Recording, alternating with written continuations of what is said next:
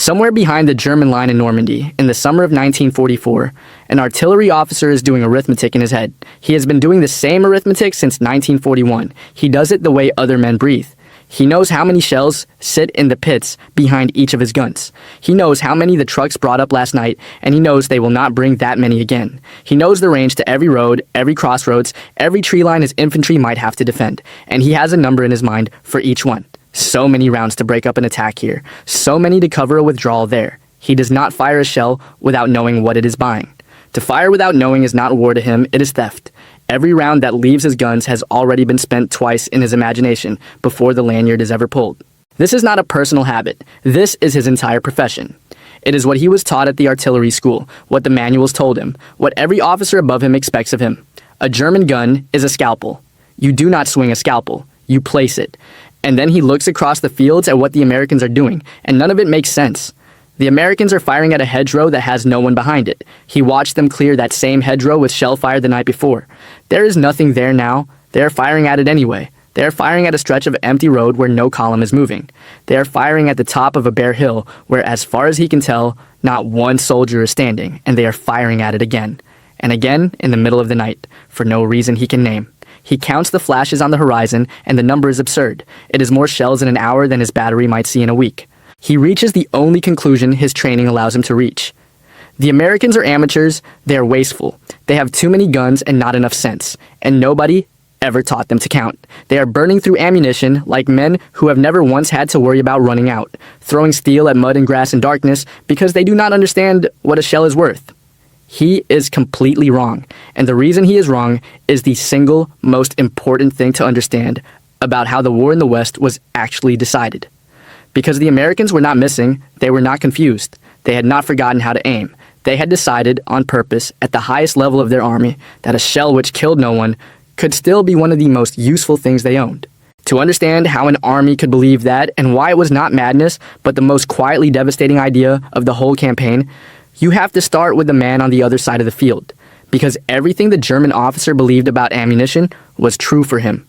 It just wasn't true for the enemy he was watching, and he could not imagine an enemy for whom it wasn't true because he had never seen one, and his country could never have built one. 50 rounds. Pick a number and hold on to it. 50. That is roughly what a German heavy gun could count on having behind it for sustained fighting on the Eastern Front once the shortages set in. 50 rounds per gun. If the enemy came at you in strength, 50 rounds was minutes of work. After that, you were standing beside a beautifully engineered piece of steel that could do nothing at all to save the men in front of it, and you were waiting for a resupply that was already late when it left. By 1944, that picture had not improved in the West. In many places it was worse. Scarcity was not a bad season for German artillery. Scarcity was the permanent weather. It was the fact that every part of the system was built to survive.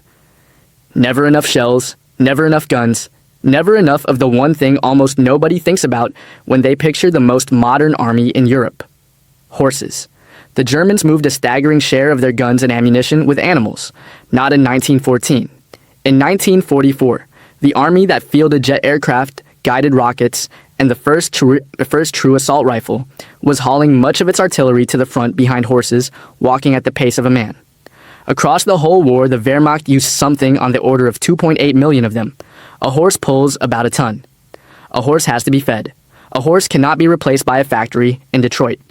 When the other side has thousands of trucks running day and night, a horse is not transport, it is a countdown. And the guns those horses pulled were not a match set.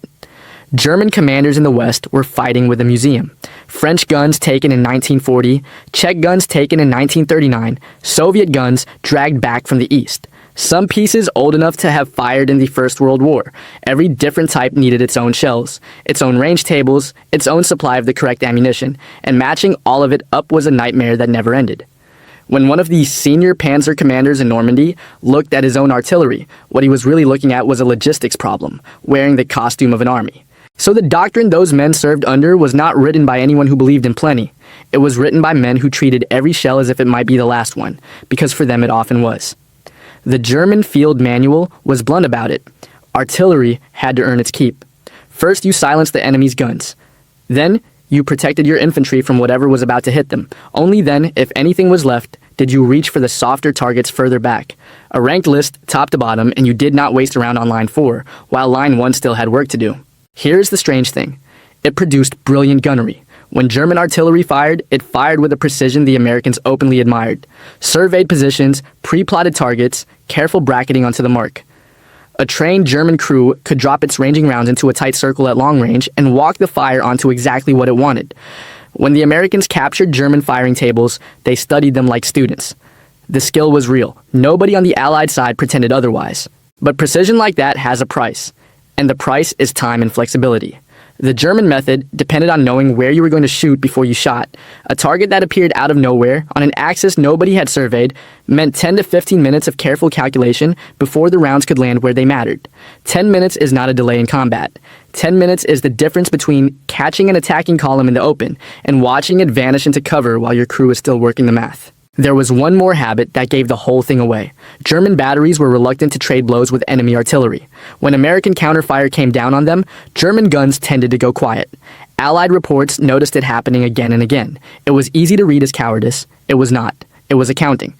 If a battery burned its precious ammunition in a duel, it would have nothing left for the moment that actually decided to fight. The moment the enemy infantry came over the ground.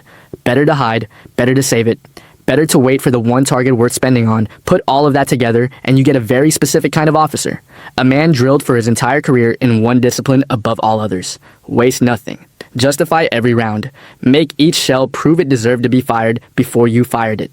That man was about to spend a year staring at an enemy who had thrown that entire rulebook in a ditch, and nothing in his training had left him a single word to describe what he was seeing, except the wrong one. Firing at ghosts. There is a phrase the American Army wrote into its own doctrine that most people have never heard: harassing and interdiction fire. On paper, a dry piece of military language. In practice, the exact thing that made a German gunner think the Americans had lost their minds. The idea underneath it is so simple that it took an entire industrial nation to actually believe in it. You do not have to kill a man to beat him. You only have to wear him down until he is no longer a soldier. Picture a crossroads 12 kilometers behind the German front. You have no observer looking at it. You cannot see who is using it. But you know, the way any reasonable officer knows, that the Germans have to move things through that crossroads after dark. Ammunition, rations, fuel, replacements, the wounded going back, and the fresh men coming up. Everything an army needs travels those roads at night, because at night the sky belongs to nobody. So you put a shell on that crossroads at 20 past 2 in the morning. Not a barrage, one shell, then nothing. Then another one at 10 past 3. Then nothing. Then one more just before dawn. No pattern a man could learn, no rhythm he could wait out. Just steel arriving out of the dark at random all night on a piece of road where, as far as anyone can see, there is no target at all. Now think about what happens to the supply column that was supposed to come through there tonight. Maybe it never leaves. Maybe it leaves, loses a truck to a lucky round, and stops. Maybe it takes the long way around instead and arrives at dawn instead of midnight, when the sky no longer belongs to nobody. Maybe the driver, who has been awake for a day and a half because a different crossroads got the same treatment last night, drifts off the road. Maybe the food never reaches the forward company, and by the next afternoon, there are men in holes who have not eaten in 2 days, shaking in the cold, jumping at every whistle in the air. Not one of those men has been hit. Not a single German soldier has so much as a scratch from any of it, and every one of them has been made worse at his job as surely as if the shell had landed in his lap. The tired man is slower, the hungry man is weaker. The man who has not slept in 3 nights makes the mistake that gets him killed by something else entirely. The American manuals call this a force multiplier. Strip the jargon off, and it means something plain. You do not have to touch a man to defeat him, you only have to reach the thing behind him. His sleep, his stomach, his nerve. His quiet confidence that when the guns stop, he is safe. That confidence was the real target, and that is what the German officer was watching when he saw the Americans fire at an empty field. He thought they were shooting at nothing. They were shooting at his ability to rest. They were making sure that no German soldier anywhere in that sector could lie down and believe the night was his. A rested German was dangerous. A German who had not slept in 3 days was already half beaten before the infantry ever moved. And here is the part that turns it from clever into merciless. The Americans could do it faster than the Germans could react to it. The American gunners worked off a fire direction center, a room behind the lines with the map. The grid and firing tables worked out in advance for every variable you could name. Wind, air temperature, how worn each barrel was.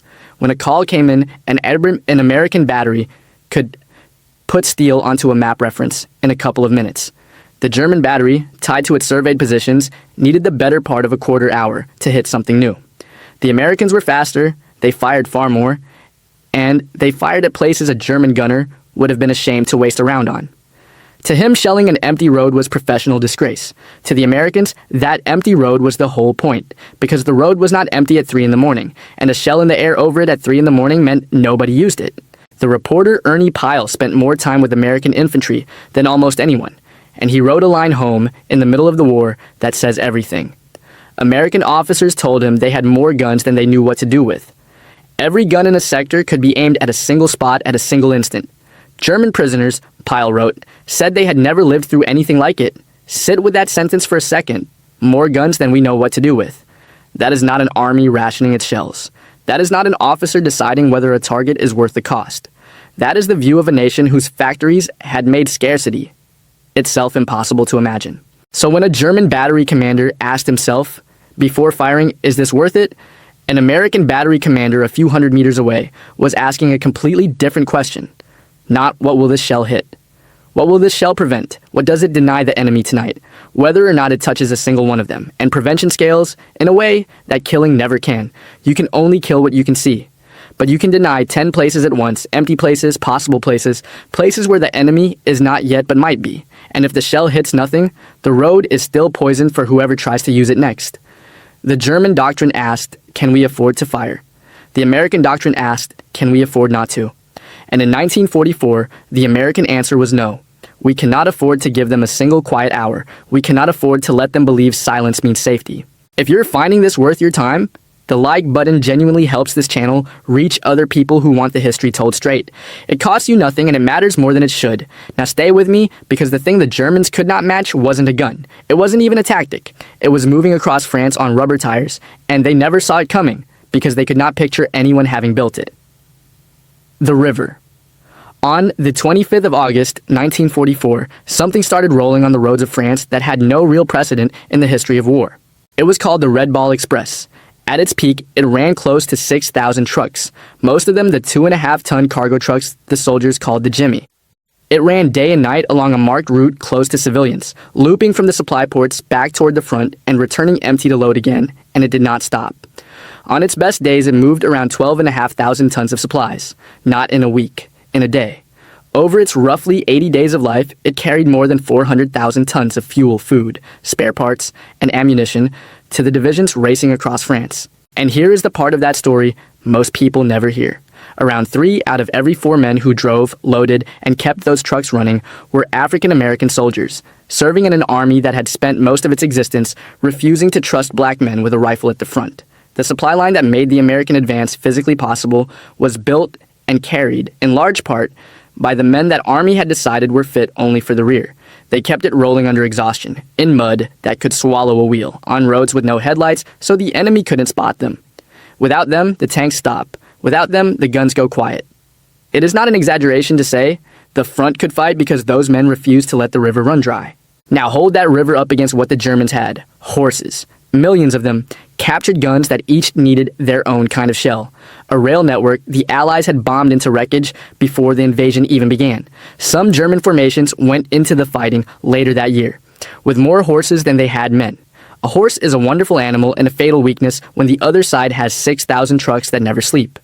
Then there's the factory floor, and this is where the whole thing stops being about tactics and becomes about arithmetic, on a scale one side simply could not answer.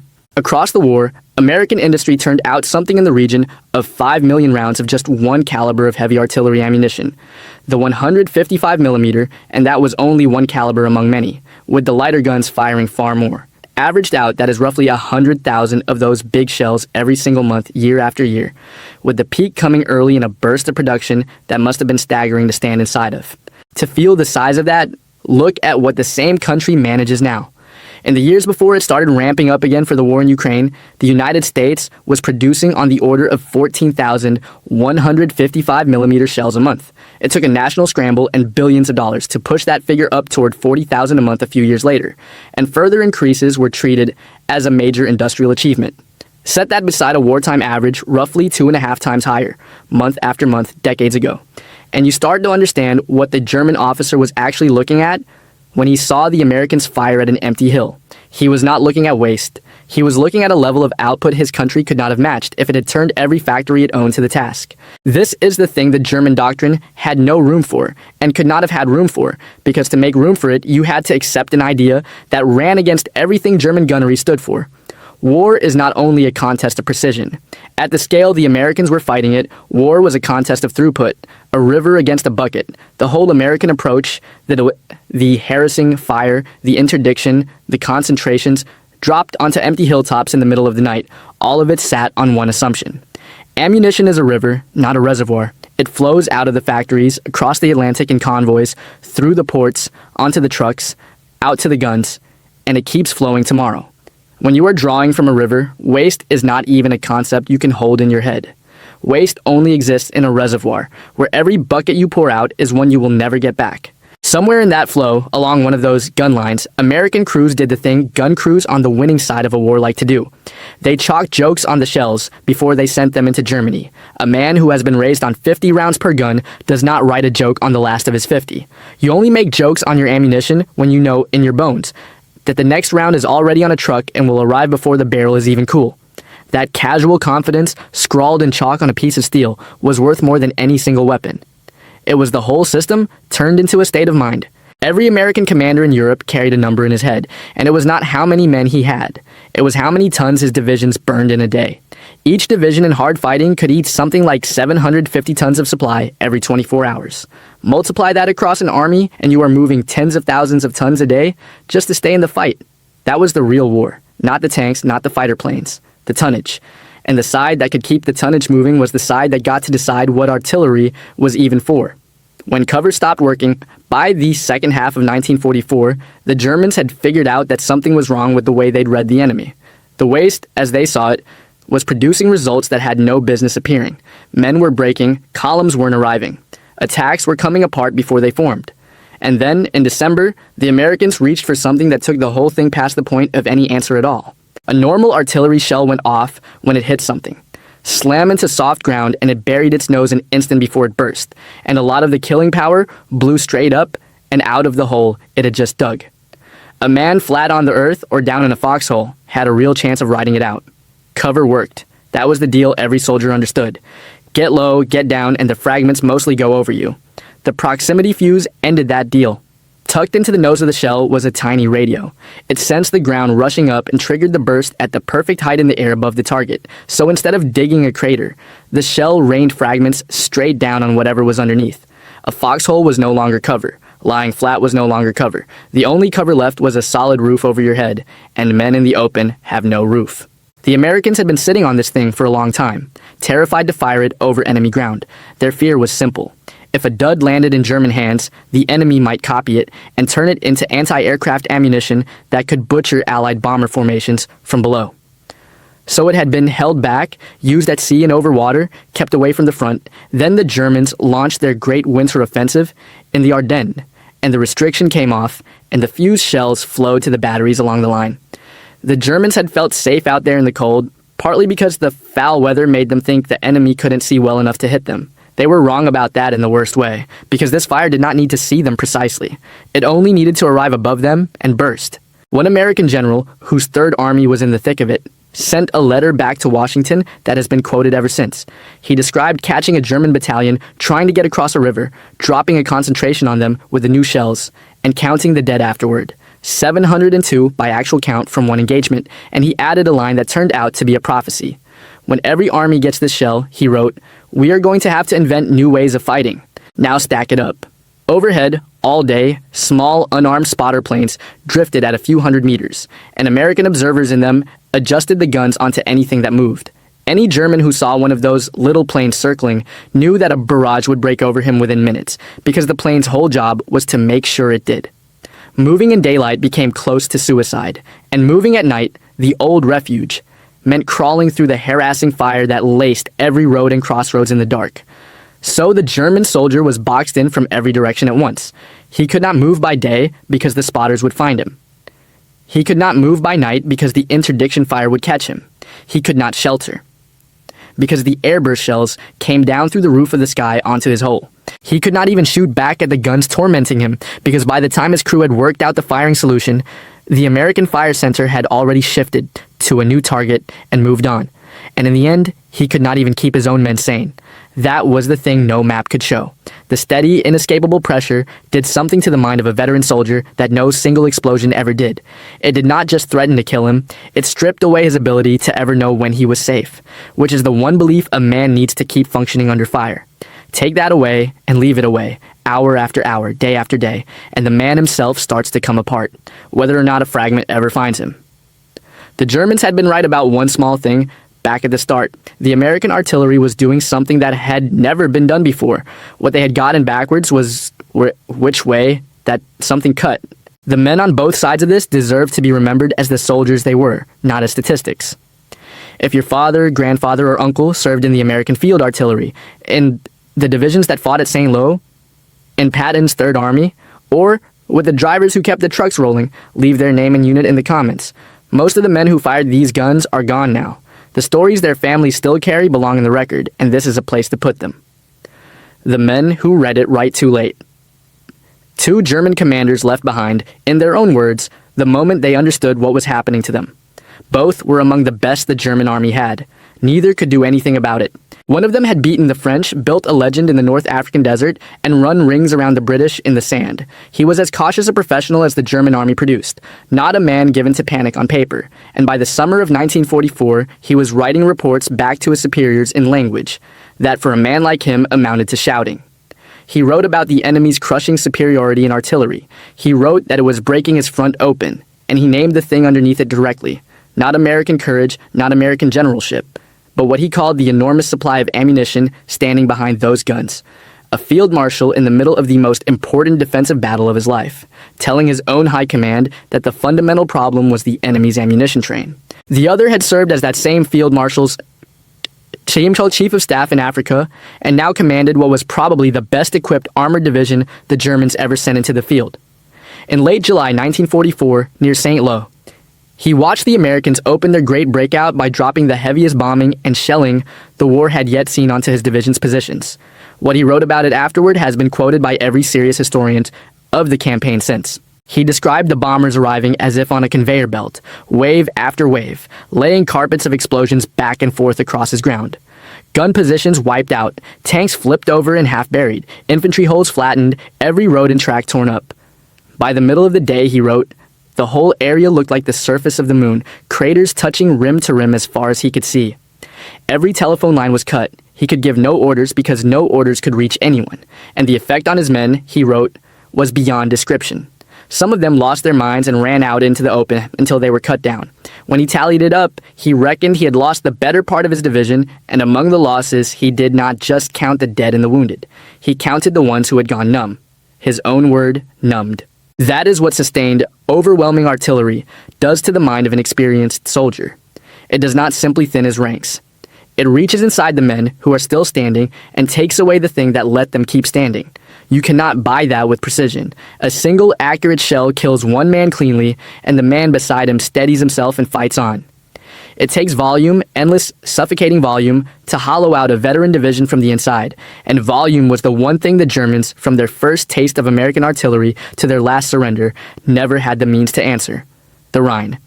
It came together at a river. By the spring of 1945, the Germans were falling back on the Rhine, the last great natural wall in front of their homeland, a barrier no foreign army had forced in living memory. Their whole plan leaned on it. The river was the line the Americans, for all their firepower, would surely have to bleed themselves white to cross. On the night the crossing came, the Allied guns along the western bank opened up in numbers that lit the flat riverside for miles. Hundreds of American guns joined by British and Canadian pieces, thousands of barrels in all, pouring shells onto the far bank in a bombardment that ran on before a single soldier stepped into a boat. Tens of thousands of rounds went across that water and onto the German positions in the opening storm alone. The assault troops climbed into their boats, braced for the worst river crossing of the war. They found almost nothing waiting for them. The defenders on the far side had been so thoroughly buried, cut off, and broken by the bombardment, have the trucks. It did not have the factories, or the drivers, or the spotter planes overhead, or the fire centers wired to every gun in range, or the fuse that turned every burst into rain from above, or the ports, or the river of steel flowing up from behind. And because it had none of those things, its doctrine had to be built on scarcity, and its officers had to look at American abundance and call it stupidity, because their minds had no other box to put it in. The Americans were not careless. They were not wasteful. They had done something harder than either. They had understood at the level of doctrine what industrial war actually was, and then they had built an army that could fight it that way, and then they had fed that army by the ton every day until the other side came apart. The field marshal understood it at the end and wrote it down, and only the historians heard him. The panzer commander watched his division turned into a moonscape and set it down in his memoirs. The nameless German officer who sat across a table from an American interrogator after the winter battle and said, "The enemy fired without targets saw the truth clearly. He just never grasped that the Americans had decided, somewhere far above any single gun, that aiming was no longer the point. The point was presence. The point was denial. The point was to fill every hour and every road between the German soldier and his sleep, his food, his movement, and his rest, with an endless procession of small steel hammers, each one of which cost a machinist a few hours in a factory that made them by the 100,000. War that the leading units came ashore against almost no resistance at all. Within days, the bridgehead was miles wide and miles deep, and the Rhine, the wall the whole German strategy rested on, was simply gone. Not because American infantry were braver than German infantry, not because American tanks were better than German tanks, because before the first man touched the water, an ocean of artillery had already crossed the river for him and taken the far bank apart. And this is the verdict, once you lay all the evidence side by side. The Germans were not wrong when they looked at American gunnery and saw what looked like waste. They were right that the Americans fired thousands of rounds at places where no one was standing. They were right that no German manual would ever have permitted it. They were right that it broke every rule of fire discipline an officer of theirs had ever been taught. What they got wrong was what all that fire was actually doing. They were grading the Americans on the only scale their own doctrine knew. Shells fired against enemy killed. By that scale, the Americans were terrible. The worst gunners in the war. Burning 10, 100, 1,000 rounds for every man they put down. Spraying steel across empty ground where nobody stood. By the German measure, American artillery was a scandal of professional malpractice. But that was never the American measure. The American measure was not what the shell hit. It was what the shell prevented.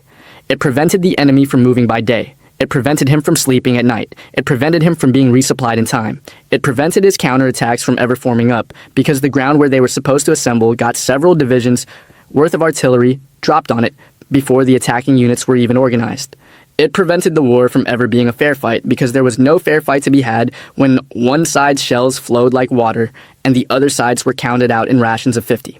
And here is the idea at the very center of it, the one the German doctrine had no word for and took the entire war to begin to grasp. The American system was never about the individual shell. It was about the total denial of what the enemy could do. A shell that killed no one had still done work, because for the moment that shell was in the air over a German crossroads, no German column moved through it. Multiply that shell by tens of thousands. Multiply those crossroads by hundreds. Multiply those nights by months. The Germans were not being ground down by any single American round. They were being ground down by the sum of all of them, the thing that appears only when a whole industrial nation has decided that ammunition is not a treasure to be hoarded, but a resource that simply keeps coming. A German crew counting out its 50 rounds could not have fought this way if it had wanted to. It did not have the shells, it did not, in the end, is a contest of what you can afford to spend. The Germans could afford precision. The Americans could afford prevention, and across 4 years of it, prevention compounded. It compounded into the division that never counterattacked because its fuel dump was shelled at 3 in the morning. Into the tank regiment that reached its assembly area missing half its vehicles, left broken on a road a spotter plane had marked. Into a veteran soldier standing up in the open and running because something in him had finally given way. Remember this about the men who fired those guns. They were not trying to waste anything. They were trying to bring their friends home, and the system they served did exactly that because it understood something the Germans could not afford to understand. They deserved to be remembered by name and by unit, and by the work they did with the river of steel their country put into their hands. So do the men who drove the trucks that made all of it possible. If this gave you something to think about, hit like and subscribe. It keeps this channel in front of the people who want the history, the way it really happened, not the way it fits on a poster. There are more of these coming, more doctrines, more decisions, more men whose stories deserve to outlast them. Thanks for watching, and I'll see you in the next one.